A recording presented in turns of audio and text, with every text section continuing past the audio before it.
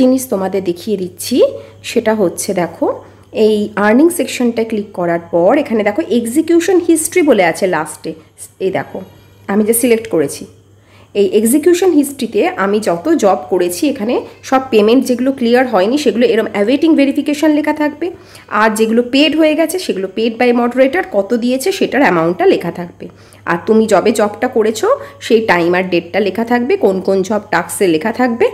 এই হচ্ছে তোমাদের এক্সিকিউশন হিস্ট্রি। এখান থেকে দেখবে কোনগুলো পেমেন্ট পেয়েছো কোনগুলো পাওনি, ঠিক আছে। আর প্রথম 1 উইক জব করার সময় পেমেন্টটা একটু টাইম নেয় দিতে, তারপরে যত তোমরা জব করবে দেখবে মানে দিনেই পেমেন্ট পেয়ে যাবে, অনেক তাড়াতাড়ি পেমেন্ট পেয়ে যাবে। কিন্তু ফার্স্ট উইকটায় সবার নিউ অ্যাকাউন্ট যাদের তাদের একটু টাইম লাগে, এইটুকুনি তোমাদের।